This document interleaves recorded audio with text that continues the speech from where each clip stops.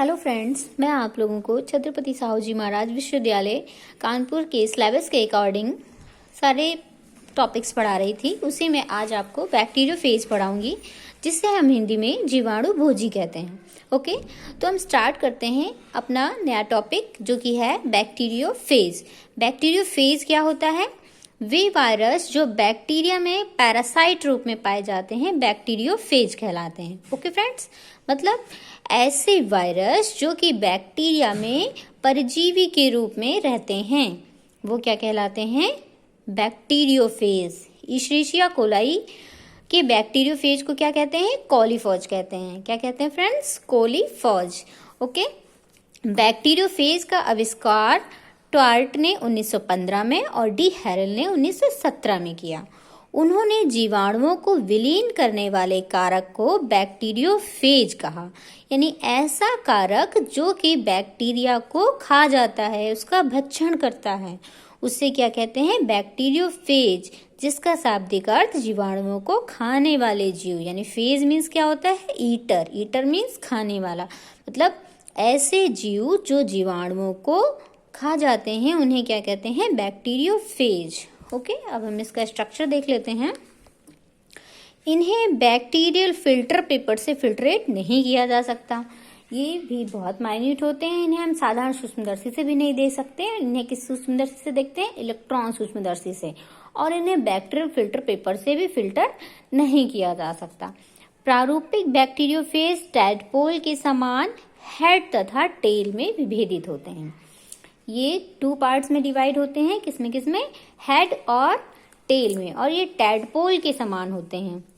Head, इसका जो head होता है वो बहुकोणीय तथा षटकोणीय पिरामिड की तरह होता है, जो लगभग 900 एंगस्ट्रॉम लंबा तथा 700 एंगस्ट्रॉम चौड़ा होता है। यह प्रोटीन की 2 परतों का बना होता है।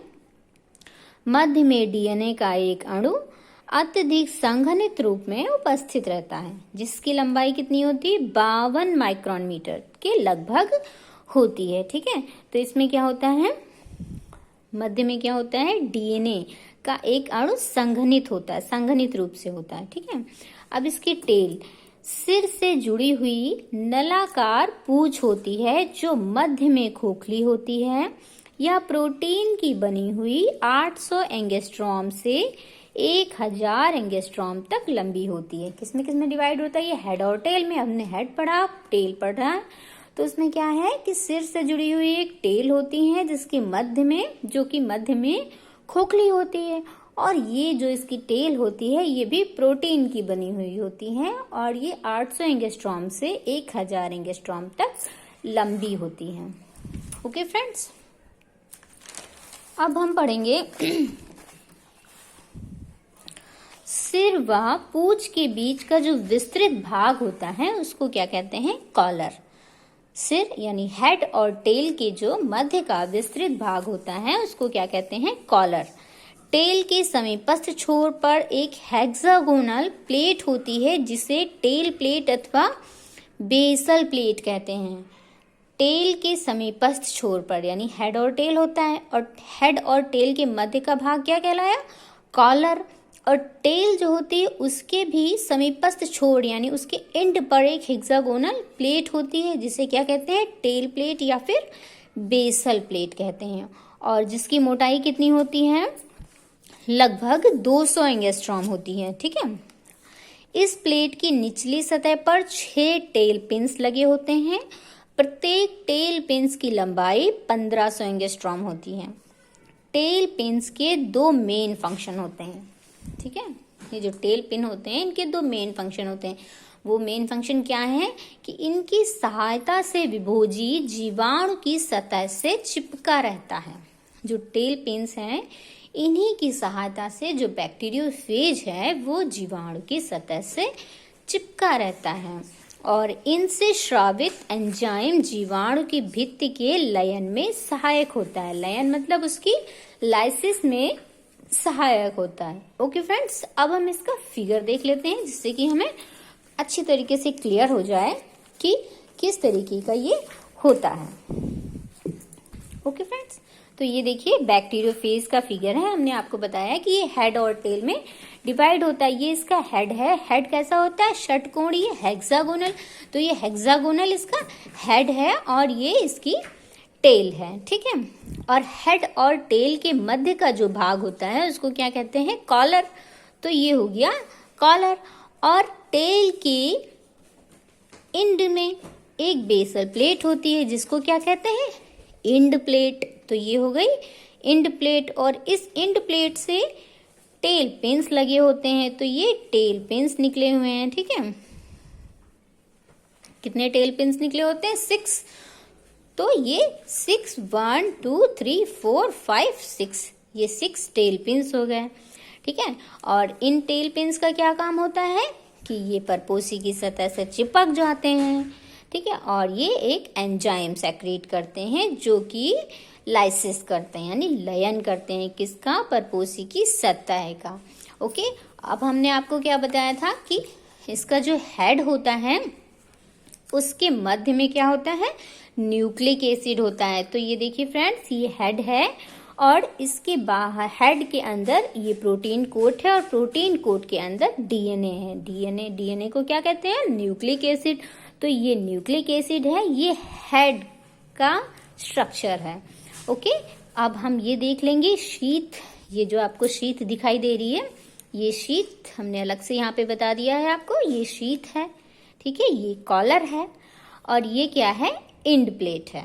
इंड प्लेट से क्या जुड़े होते हैं? Tail fibre. ये इंड प्लेट जो ये वाली है, ये हमने आपको अलग से यहाँ पे बना के बताया। देखिए इस तरीके से ये इंड प्लेट होती है और इसी से क्या जुड़े होते हैं? यहाँ पे टेल फाइबर्स, ठीक है। ये टेल फाइबर्स है, इनको हम टेल पिन्स भी कह सकते हैं या टेल फाइबर भी कह सकते हैं। ओके फ्रेंड्स, तो ये आपकी समझ में आया कि ये टेल फाइबर क्या होते हैं और इनका काम क्या होता है। इनका काम क्या होता है? परपोसी की सतह से चिपक जाना और एंजाइम सेक्रेट करके उसकी कोशिका भित्ति का लयन करना। ओके फ्रेंड्स, अब हम क्या पढ़ेंगे? इसका रेप्लिकेशन कैसे होता है, ठीक। तो रेप्लिकेशन ऑफ बैक्टीरियोफेज। जो बैक्टीरियोफेज होता है इसका रेप्लिकेशन निम्न स्टेप्स में कंप्लीट होता है। वो स्टेप्स कौन कौन से हैं? इन्फेक्शन, क्योंकि इन्फेक्शन जब किसी चीज में होगा तभी तो उसका रेप्लिकेशन मीन्स क्या होता है? गुणन, मल्टीप्लिकेशन, ठीक। तो उसका गुणन तभी तो होगा। Infection, synthesis of phage component in the infected cell. तो सिंथेसिस ऑफ फेज कंपोनेंट, जब फेज कंपोनेंट की सिंथेसिस होगा तभी तो 1 से 2 कंपोनेंट बनेंगे। Assembly of new phage particle, फिर न्यू फेज पार्टिकल की असेंबली होगी। फिर liberation of phage particle from the host cell, जब बन जाएंगे तो क्या हो जाएगा? लिबरेशन हो जाएगा। ओके, अब हम इन्फेक्शन को डिटेल में देख लेते हैं। इन्फेक्शन क्या होता है? बैक्टीरियोफेज का इन्फेक्शन 2 चरणों में पूर्ण होता है। कौन कौन से 2 चरण? एक तो विभोजी का परपोसी की सतह पर एडजॉर्प्शन। विभोजी का परपोसी की सतह पर एडजॉर्प्शन यानी अधिशोषण, और इसके न्यूक्लिक एसिड का परपोसी की कोशिका में प्रवेश करना, ठीक है। तो तभी जाके ये इन्फेक्शन कंप्लीट होगा। एडजॉर्प्शन का कार्य टेल पिन्स द्वारा किया जाता है। एडजॉर्प्शन का कार्य किसके द्वारा किया जाता है फ्रेंड्स? टेल पिन्स द्वारा। एडजॉर्प्शन के पश्चात विभोजी द्वारा एक विशेष प्रकार का एंजाइम स्रावित किया जाता है जो बैक्टीरिया की सेलवाल में उपस्थित muramic acid peptide, mucopeptide, muramic acid peptide complex क्या होता है? म्यूकोपेप्टाइड, उसका जलीय अपघटन यानी हाइड्रोलिसिस कर देता है, जिससे जीव की सेलवाल में सूक्ष्म छिद्र बन जाते हैं और जिसके द्वारा बैक्टीरियोफेज का न्यूक्लिक एसिड जीवाणु में प्रवेश करता है। ओके फ्रेंड्स, अब हम इसको फिगर के द्वारा समझ लेंगे। जैसे कि ये बैक्टीरियोफेज है, ये हम आपको अभी समझा चुके हैं। बैक्टीरियोफेज है, ये इसका न्यूक्लिक एसिड है, ये कॉलर है, ये टेल है, ये टेल फिन्स है, ये एंड प्लेट है। अब क्या होगा? अब जैसे कि ये बैक्टीरियोफेज है, ये किसी परपोसी की सतह से चिपक गया, किसके द्वारा? अपने टेल पिन्स के द्वारा, और ये टेल पिन्स के द्वारा उस पर चिपक गया यानी उसका एडजॉर्प्शन हो गया। अब इन्फेक्शन कब कंप्लीट होगा? जब ये न्यूक्लिक एसिड यहाँ पहुंचेगा, यानी इसकी सतह से होता हुआ अंदर प्रवेश करेगा, तब जाके इन्फेक्शन कंप्लीट होगा। सेकेंड स्टेप में क्या होता है, ये न्यूक्लिक एसिड इस तरह से लंबा होता है और ये पिंस लंबी होती चली जाती हैं और सतह के अंदर पहुंचती हैं। ठीक है, सतह के अंदर पहुंचती हैं कैसे, जब ये एक एंजाइम सेक्रेट करती हैं, और एंजाइम सेक्रेट करती हैं तो ये जो न्यूक्लिक एसिड है वो यहाँ से होता हुआ परपोसी की सतह के अंदर प्रवेश कर जाता है। क्यों? क्योंकि उसकी जब हाइड्रोलिसिस हो जाती है, जब हाइड्रोलिसिस हो जाती है तो उसमें छिद्र बन जाते हैं और उन छिद्र की सहायता से न्यूक्लिक एसिड उसके अंदर प्रवेश कर जाता है। ओके, तो ये जब न्यूक्लिक एसिड यहाँ से उसकी सतह में प्रवेश कर गया तो उसमें इन्फेक्शन कंप्लीट हो गया। ओके फ्रेंड्स, आज के लिए बस इतना ही। Thank you. अगर आपको मेरी वीडियो पसंद आए तो आप मेरी वीडियो को लाइक कर दीजिए और मेरे चैनल को सब्सक्राइब करके बेल आइकन को प्रेस कर दीजिए, जिससे आने वाली वीडियोस की नोटिफिकेशन आपको सबसे पहले मिल सके। Okay, thank you.